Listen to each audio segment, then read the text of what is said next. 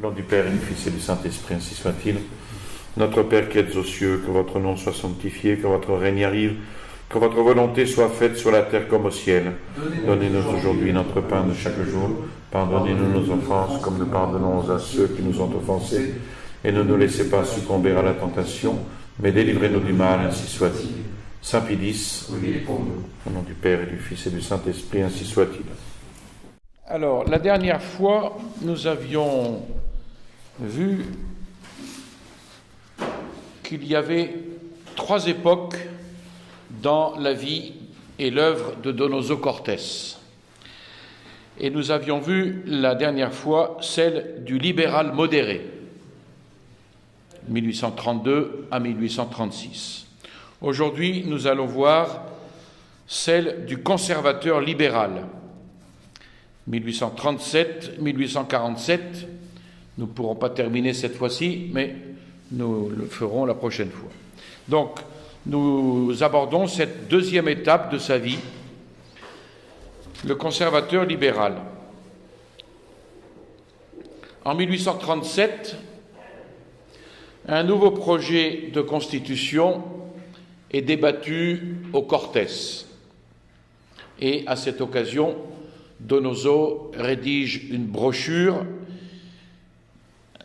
Principes constitutionnels appliqués au projet de loi fondamentale présenté au Cortés par la commission nommée à cet effet.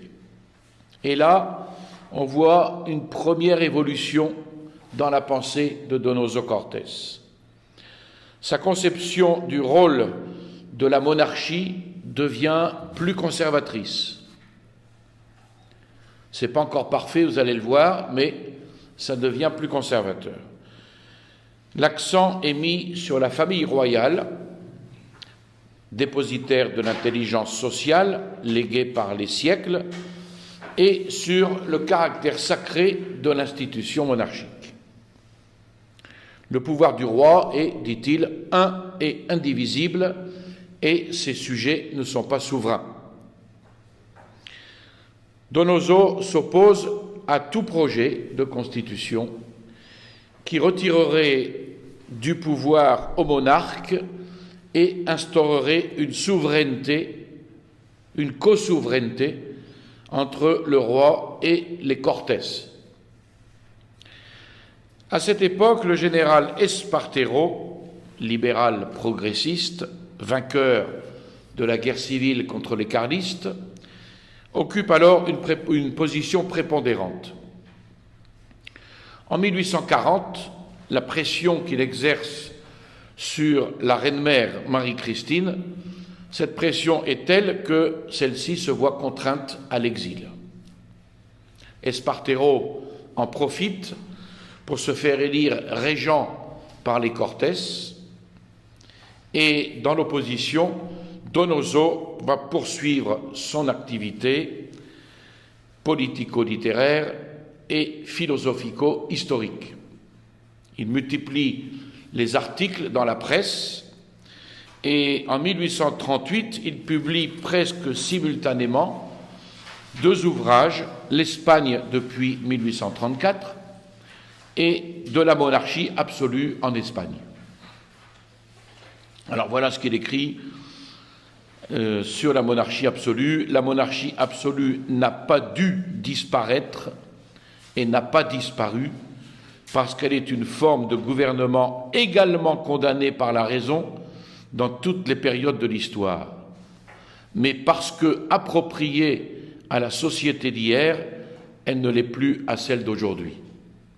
Parce qu'elle ne peut convenir à toutes les sociétés, la monarchie constitutionnelle a dû être et est son héritière. Non parce qu'elle est le dernier stade de l'entendement humain, mais parce qu'elle est la forme la plus appropriée qui convient le mieux à la société dans laquelle nous vivons et au degré de civilisation que les peuples ont atteint. Alors, peu importe les formes politiques concrètes, ce qui compte aux yeux de Donoso, c'est de conserver les bons principes qui permettent aux sociétés de se constituer, de se perpétuer. la religion, la démocratie, la monarchie, avec une aristocratie puissante. Et là, on voit que pour la première fois, il va défendre expressément la religion catholique. Alors, à la recherche d'un fondement solide pour la monarchie libérale constitutionnelle, puisqu'il en est encore là, il semble avoir perdu la foi absolue en la raison.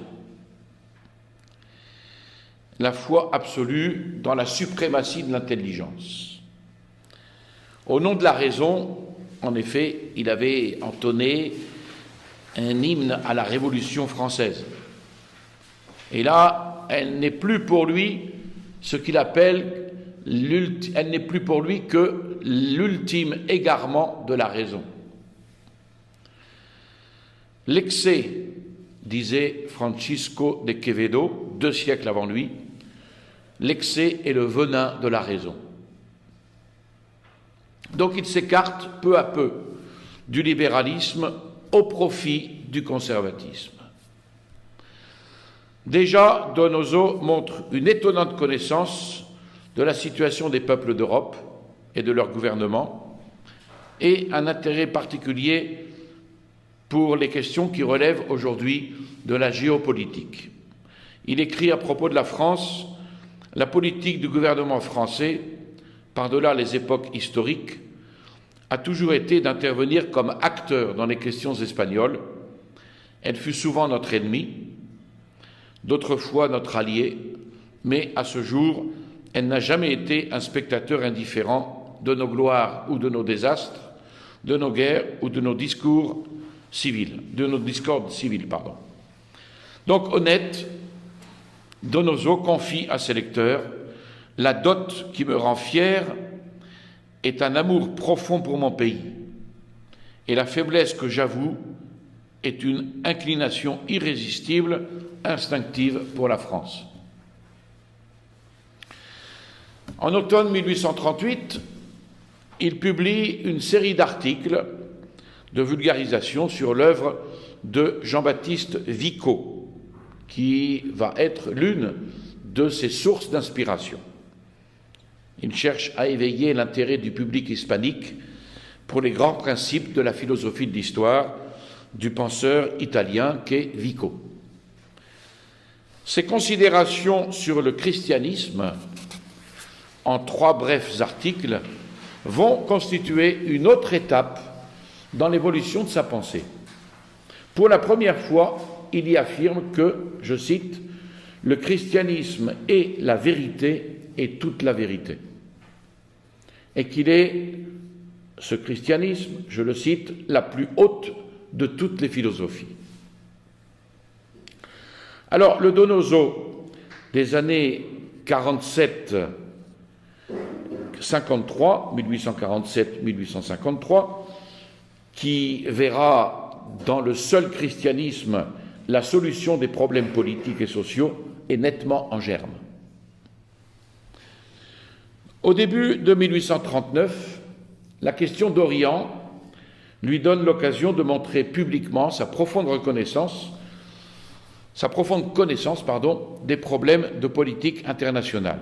Et sur 10 articles, ces 10 articles de fond vont laisser entrevoir le futur spécialiste des relations étrangères.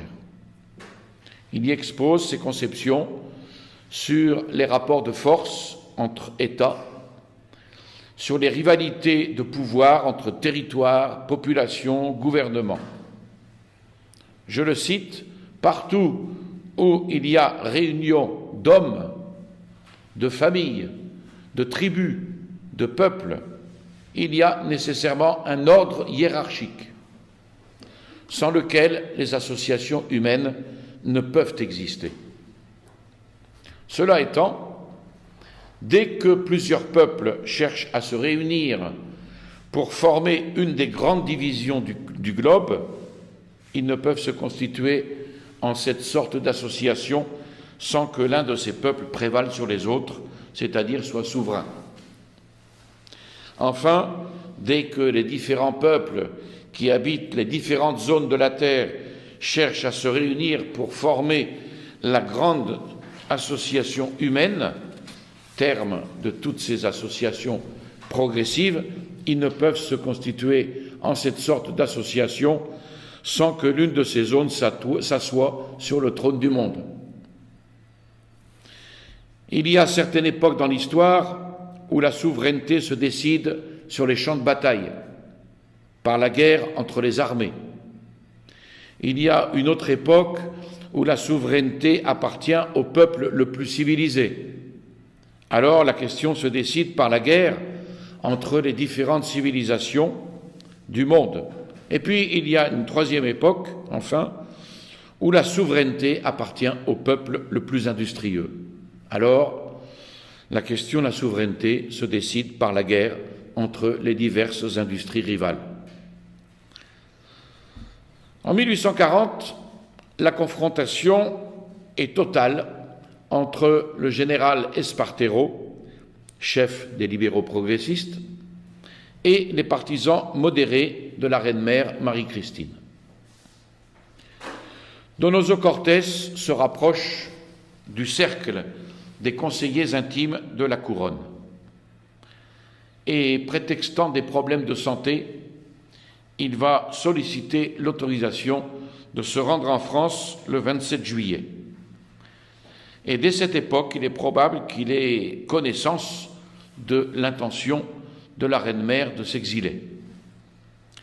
En effet, Marie-Christine quitte l'Espagne à partir de Valence en direction de Marseille le 17 octobre 1840. Et Donoso se rend immédiatement à Marseille pour recevoir la reine-mère. Le manifeste à la nation espagnole, dans lequel la reine explique les raisons de son exil et revendique le droit d'exercer la tutelle de sa fille, ce manifeste naît de la plume de Donoso. Il devient une véritable éminence grise et joue alors un rôle capital lors du séjour forcé de la reine-mère à Paris, c'est-à-dire 1840-1843. Il fait partie du conseil de tutelle des deux infantes, Isabelle et Louise Fernande. Ami fidèle et dévoué de Marie-Christine, il reste néanmoins un esprit libre et indépendant. Ne vous étonnez pas, lui écrit-il, que je vous parle ici de vos devoirs, parce que je fais partie de ceux qui croient qu'il n'y a pas de droit absolu sur la terre, que les insensés qui les réclament pour eux, qu'ils soient princes, assemblées délibérantes ou peuples, prononcent un blasphème contre Dieu et commettent un délit contre les hommes, que tout droit non limité par un devoir s'appelle tyrannie, comme tout devoir qui n'est pas accompagné d'un droit s'appelle servitude. Alors, lorsque le gouvernement refuse la solution de la tutelle proposée par la reine-mère, Donoso se voit la délicate mission de négocier avec le président du Conseil, le général Espartero. Mais la mission se révèle vite impossible et devant la volonté inébranlable du gouvernement qui souhaite conserver la haute main sur la formation des infantes et qui a par ailleurs l'appui des Cortés, la reine-mère et son conseiller doivent s'incliner. Secrétaire personnel de Marie-Christine, à Paris, Donoso participe à ces efforts pour faire tomber le gouvernement de Madrid. Il est alors le théoricien du conservatisme libéral et il est loyal et fiable en qui la reine-mère a toute confiance. Alors il va rencontrer régulièrement les doctrinaires libéraux, plus connus, Guizot, Royer-Collard, c'était un autre Collard, le catholique libéral Montalembert ou les traditionalistes, Mestre et Bonald. Et de juillet à octobre 42, Donoso publie une douzaine de lettres de Paris dans le journal madrilène El Heraldo. Et il informe ses compatriotes de manière brève et journalistique sur tout ce qui se passe et ce qui se dit à l'étranger. Et deux de ces lettres sont particulièrement intéressantes en raison des critiques et des indignations qu'elles suscitent encore.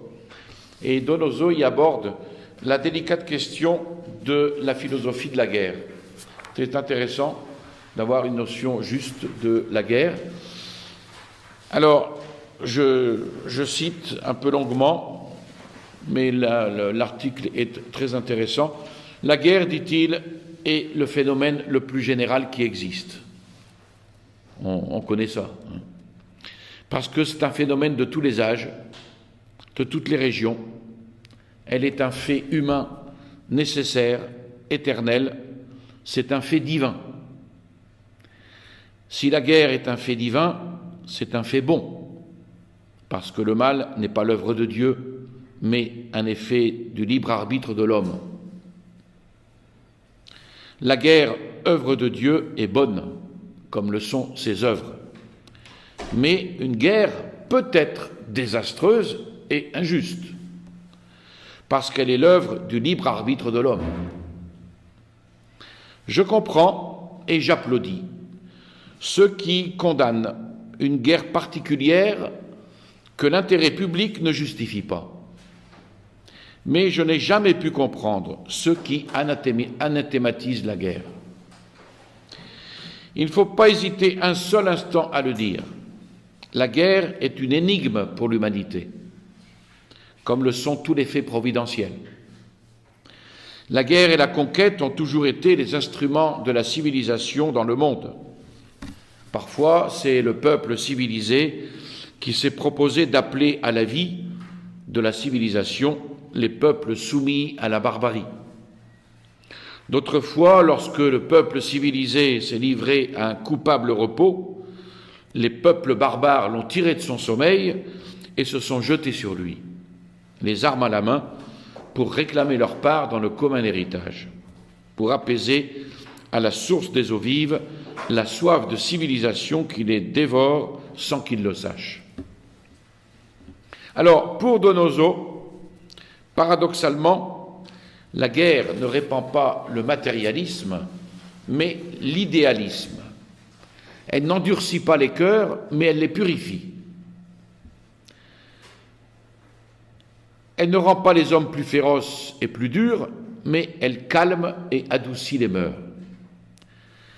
Alors, à l'évidence, n'ayant pas vraiment étudié saint Augustin, ne connaissant pas le concept de guerre juste développé notamment par Vittoria, Suarez et l'école de Salamanque, mais conscient de ses limites en matière théologique et de la gravité de ses affirmations, il conclut quand même prudemment qu'il soit bien entendu dès maintenant qu'en me hasardant sur un terrain aussi dangereux, je n'ai d'autre intention que de présenter sur cette énigme effrayante d'humbles et modestes conjectures, et que je les rétracte d'avance si elles ne sont pas conformes en tout point avec ce que nous ordonne de croire notre sainte religion, aux yeux des hommes les plus entendus dans ses dogmes. Je ne serai pas celui qui se rebelle contre l'unique autorité que je respecte et à laquelle je me soumets en ce monde, depuis que, en philosophant, pour occuper mes loisirs et suspendre mes ennuis, j'ai appris à faire peu de cas de tous les philosophes et de toutes les philosophies. Donc, chaque époque a tendance à ne retenir du passé que ce qui peut la refléter ou la justifier. Mais on demeure cependant néanmoins confondu de voir à quel point, en plein XIXe siècle, un intellectuel espagnol, par ailleurs bien informé sur les différents mouvements philosophico-politiques européens pouvait ignorer le courant essentiel de l'histoire de son propre pays, notamment à travers Vittoria, Suarez, Bellarmin, Soto et Azpilicueta et leurs disciples qui avaient pris en effet une part considérable dans l'élaboration des conceptions théologiques, politiques, juridiques et économiques du siècle d'or. Il en était ainsi de la théorie de l'État, de sa justification par sa finalité, le bien commun, du fondement et de la pratique du pouvoir, des principes régissant les rapports entre États, de la création du droit des gens, le ius gentium, du règlement des différends internationaux, des conditions relatives au déclenchement et à la conduite de la guerre, de la réglementation de la paix ou du problème de la domination coloniale, mais aussi des théories modernes de la monnaie, de la valeur, des prix, des salaires, du profit, de l'intérêt. Donc, oubliés de presque tous pendant plus d'un siècle, ces auteurs ne devaient être revisités en Europe et reconnus comme des fondateurs du droit international public et des précurseurs de la science économique moderne qu'à partir du XXe siècle, du début du XXe siècle.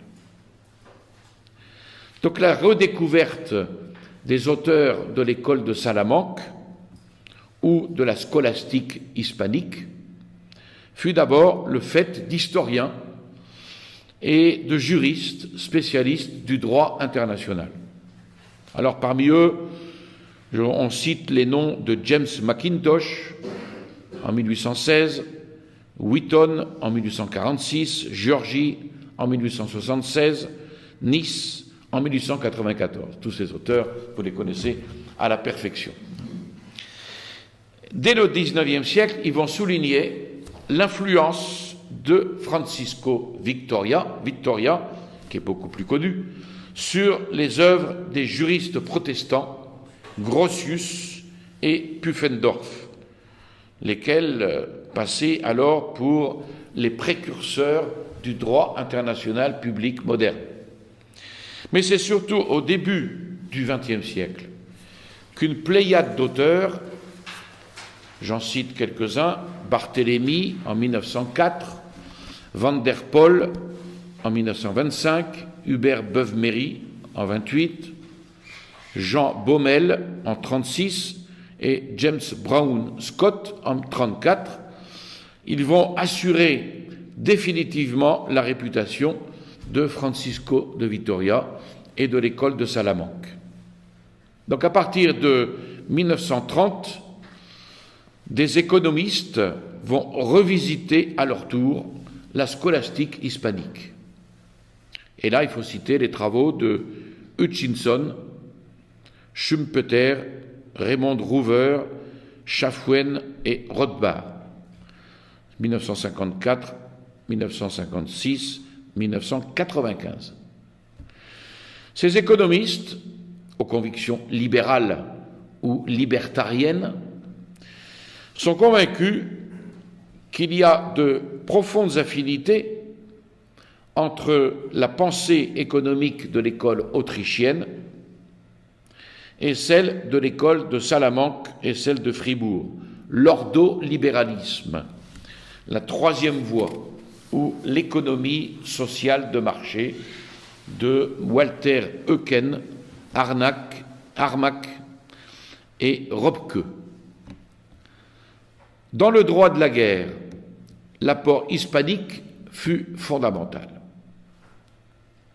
Alors, saint Augustin avait fixé pour les siècles la pensée de l'Église sur ce point. Il admettait la légitimité de la guerre à condition qu'elle soit déclarée par l'autorité compétente pour une juste raison, à savoir défendre ou sanctionner une injustice, et en vue de restaurer la paix ou d'assurer le bien commun. Saint Thomas d'Aquin, lui, avait développé par la suite sa théorie de la guerre juste en s'appuyant sur saint Augustin. Mais celle-ci ne prit sa vraie dimension qu'à partir du droit de la guerre du dominicain Francisco de Vitoria, 1539. Vitoria étudie les titres légitimes et illégitimes de la domination et de l'intervention de l'Espagne en Amérique dans deux de ses relectures, des Indis Prior et des Iure Belli ou des Indis Posterior, 1539. Alors, selon lui, sont illégitimes les prétendus pouvoirs de l'empereur ou du pape sur le monde, c'est très actuel, et le droit de la découverte. La violation de la loi naturelle par les indigènes, anthropophagie, sacrifice humain, inceste, homosexualité, l'acceptation de la domination étrangère par une partie minoritaire des gouvernants et des gouvernés, et la prétendue donation spéciale de Dieu.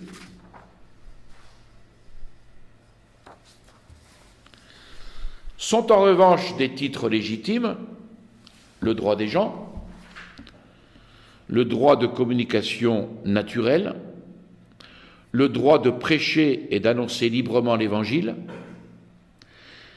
la tyrannie des gouvernants indigènes, l'alliance et l'appel à l'aide de peuples amis, et l'incapacité provisoire des indigènes à s'administrer seuls, bien qu'ils considèrent ce titre discutable.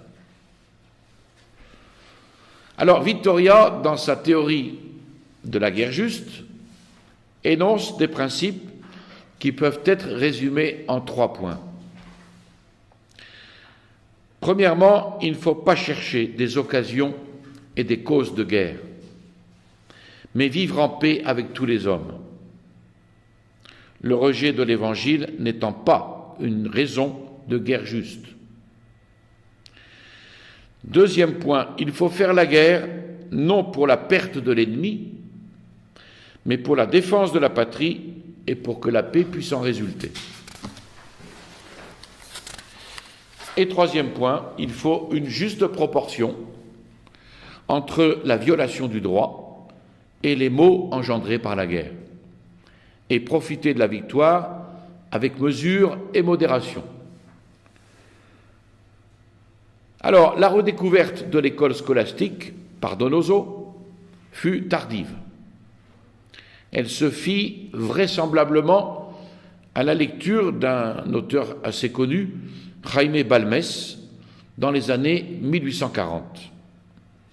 Et à partir de là, Donoso cite expressément saint Paul, « Non est potestas nisi adeo ». Il n'y a de pouvoir qui ne vienne de Dieu. Et il ne peut plus ignorer l'axiome fondamental de la théologie scolastique énoncée dans le Defensor Fidei de Suarez en 1613. Aucun roi, aucun monarque n'a ou n'a eu, selon la loi ordinaire, le principat politique immédiatement de Dieu ou par l'acte d'une institution divine, mais moyennant la volonté ou l'institution humaine.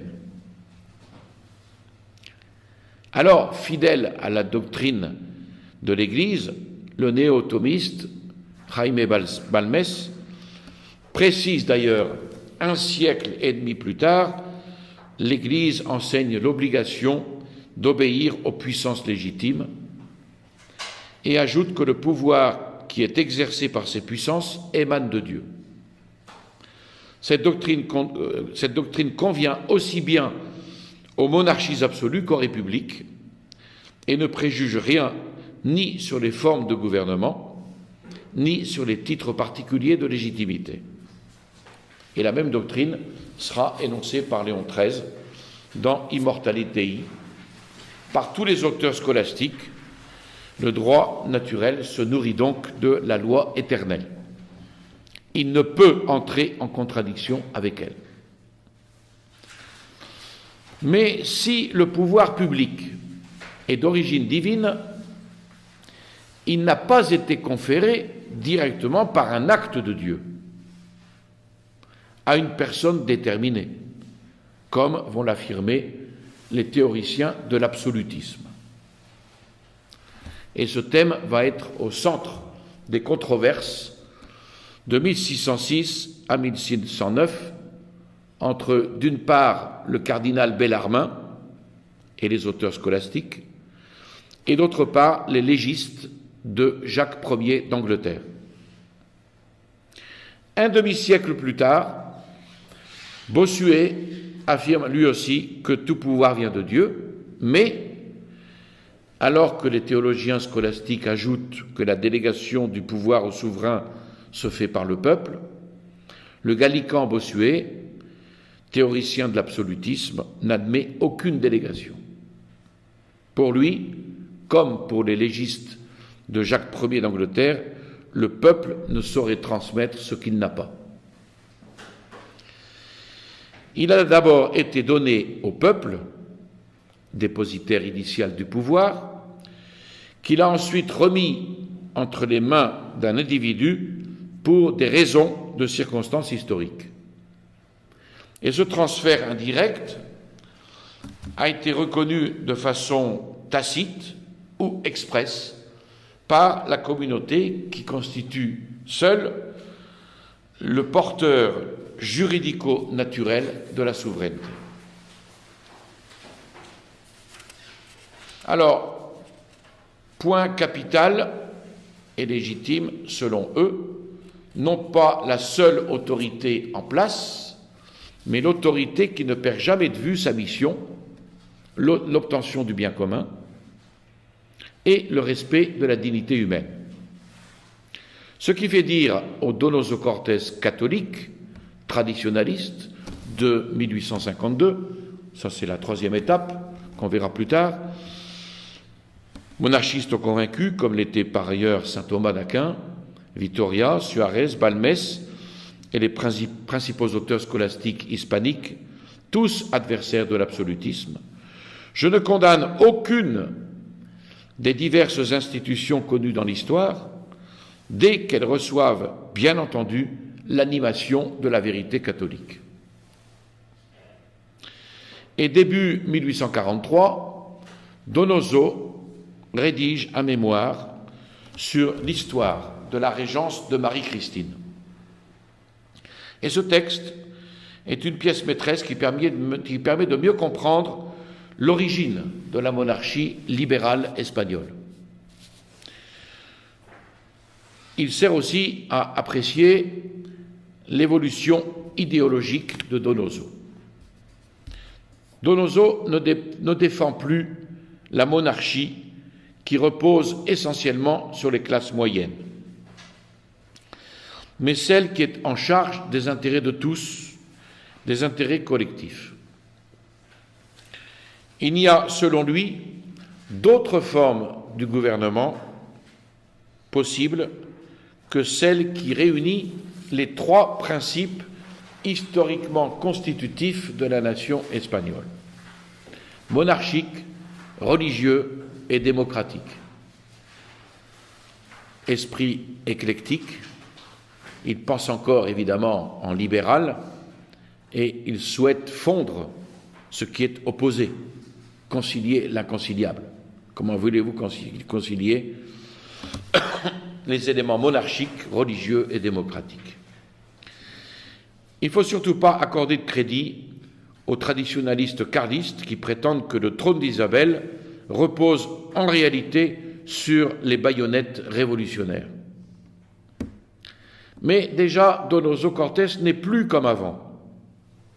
Il n'est plus comme avant, homme de son siècle, porte-parole de la société dans laquelle il vit. Il se sent déjà décalé, hors de son temps, prêt à accepter l'incompréhension et l'hostilité dont il sera désormais l'objet. On peut lire dans l'histoire de la Régence: je ne me cache pas que les doctrines que je professe dans les matières politiques, religieuses et morales, à force d'être anciennes, deviennent nouvelles et étrangères aux yeux des gens. Je n'ignore pas que la génération actuelle, nourrie au sein de la Révolution, affirme tout ce que je nie et nie tout ce que j'affirme. Je sais qu'elle admet et proclame comme une chose hors de doute le principe de la perfectibilité indéfinie de la société et de l'homme, quand je tiens pour vérité que l'humanité est identique à elle-même dans toute la continuité des temps. Je sais même davantage.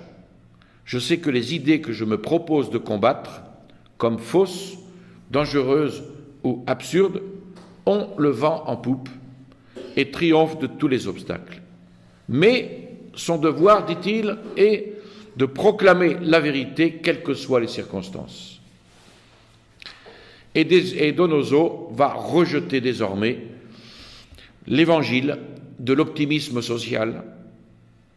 Il sait et il proclame fermement la force théologale de l'espérance.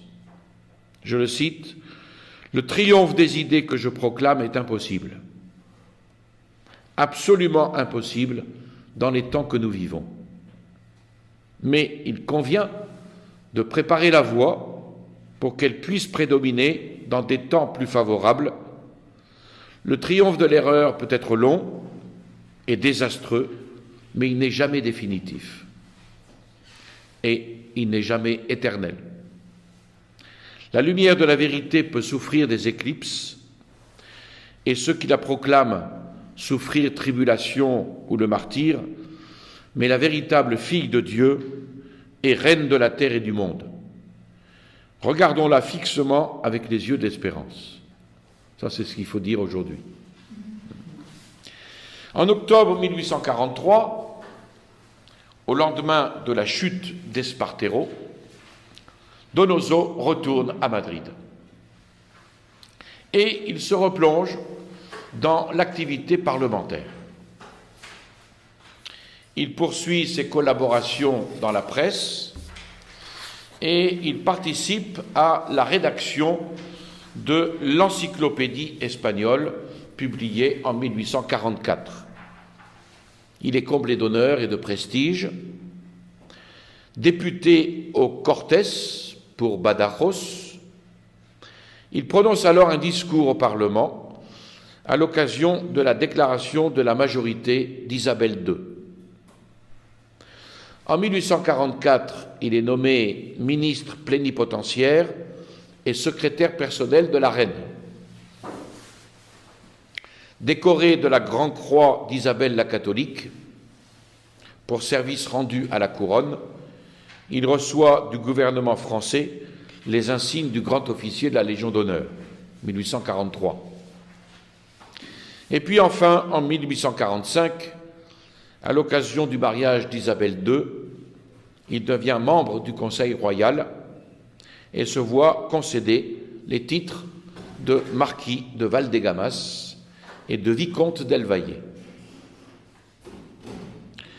Le 3 mai 1845, le maréchal Narvaez est nommé président du Conseil. Et au cours des 2 années de son premier gouvernement, les fondements de la décennie libérale modérée sont posés. Les Cortés sont chargés de modifier la Constitution de 1837. Alors, secrétaire de la commission de réforme constitutionnelle, Donoso prononce un discours devant le Congrès le 16 novembre. Et il cherche à consolider l'État et à garantir la stabilité des relations avec l'Église. Partisan du choix des sénateurs par le roi, il s'oppose au principe de la nomination héréditaire, lui qui, hier, considérait les aristocrates légitimes de l'intelligence comme le fondement du meilleur des régimes, il défend désormais cette monarchie catholique, populaire et démocratique. Le parti modéré, écrit-il, dit-il, le parti modéré a méconnu l'importance d'un élément puissant en Espagne, l'importance de la démocratie. Il ne l'a jamais connue, alors qu'il a connu mieux que d'autres l'importance d'un facteur essentiel, l'importance de la liberté.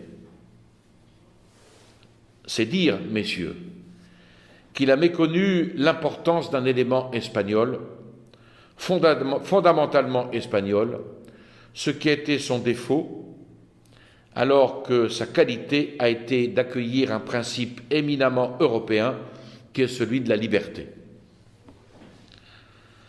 À l'inverse, le parti exalté ou progressiste, dit-il, ne représente aucun principe de la civilisation européenne parce qu'il ne la connaît pas. Il ne connaît pas le principe de la liberté et il ne le représente pas en Espagne. Le parti exalté ne connaît pas les fondements profonds de la monarchie espagnole et regarde avec dédain la splendeur de l'Église, c'est-à-dire qu'il ne représente rien, ni la civilisation européenne, ni la civilisation espagnole. Donc, Donoso ne défend ni l'aristocratie de l'intelligence, ni l'aristocratie héréditaire. Et il s'en explique. Ne croyez pas, messieurs, que je sois l'ennemi de l'aristocratie. C'est le contraire qui est vrai et je dois le confesser. Le spectacle de cette décadence générale, de cette décadence simultanée de toutes les aristocraties, m'attriste profondément, comme m'attriste la disparition de toutes les grandes institutions qui ont laissé une marque profonde dans l'histoire. J'admire le Sénat romain, cette aristocratie dominatrice et orgueilleuse qui a eu le monde pour sujet. J'admire le patriarcat anglais, cette aristocratie énergique qui, là où elle pose son regard, fonde un empire. Mais il y a une chose que j'aime davantage, que j'admire plus que l'aristocratie, c'est l'humanité. Et l'humanité est mieux représentée par la démocratie que par l'aristocratie. Alors, qu'est-ce qu'il entend par monarchie démocratique? Voici la réponse. Quand je parle de gouvernement démocratique, je ne parle pas de la monarchie de la tourbe, excusez-moi, de la foule, la tourba. La monarchie démocratique est celle dans laquelle prévalent les intérêts communs sur les intérêts privilégiés, les intérêts généraux sur les intérêts aristocratiques. Voilà ce qu'est la monarchie démocratique. Et depuis la loi de désamortissement des biens de l'Église par Mendizábal, les relations entre l'Église et l'État sont tendues. Mais le projet de constitution de 1845 prévoit de subvenir aux besoins du culte et du clergé. Et Donoso défend sans ambiguïté l'indépendance absolue de l'Église en matière spirituelle. Il évolue lentement vers des positions antilibérales, mais il manifeste encore des positions éclectiques comme celles que nous venons d'entendre. Conjuguer les principes libéraux avec le respect de l'Église catholique et du pape demeure pour lui encore l'essentiel. Évidemment, conception utopique. Ce qui distingue les hommes impartiaux, écrit-il, c'est une certaine répugnance instinctive à tirer les ultimes conséquences de leurs principes et à porter les choses à leurs ultimes extrêmes. Donc l'esprit de transaction et la prudence demeurent, à ses yeux, la sagesse des hommes. À la fin des années 1840, la question du mariage de la reine Isabelle est au centre des préoccupations nationales. Elle a aussi une dimension européenne, dans la mesure où le choix de la nationalité du candidat peut rompre l'équilibre des puissances. La reine-mère souhaite que le prétendant soit français. Henri d'Orléans, duc d'Aumale, est un temps pressenti, mais les Anglais s'y opposent farouchement. Une autre solution que préconise entre autres Balmès, le théologien et le philosophe catalan, Jacques Balmès, c'est que le prétendant soit carliste. Le comte de Montemolin, cousin d'Isabelle, Charles VI pour les carlistes, afin de refermer définitivement les blessures de la guerre civile. Alors, nous verrons la suite la prochaine fois. Je termine simplement par un petit aperçu de Jacques Balmès, Jaime Balmès, qui est né en 1810, mort en 1848. Il était philosophe, théologien, sociologue, néoscolastique, il est spécialiste de saint Thomas, et il a été qualifié par Pie XII de prince de l'apologétique moderne. Ses œuvres les plus connues sont le protestantisme, comparé au catholicisme dans ses relations avec la civilisation européenne, le critère, en 1845, lettre à un sceptique en matière de religion, 1846, philosophie fondamentale et art d'arriver au vrai, philosophie pratique, et enfin, la religion démontrée à la portée des enfants. Je vous salue Marie, pleine de grâce, le Seigneur est avec vous. Vous êtes bénie entre toutes les femmes, et Jésus, le fruit de vos entrailles, est béni. Sainte Marie, Mère de Dieu, priez pour nous pauvres pécheurs, maintenant et à l'heure de notre mort, ainsi soit-il. Au nom du Père et du Fils et du Saint-Esprit, ainsi soit-il.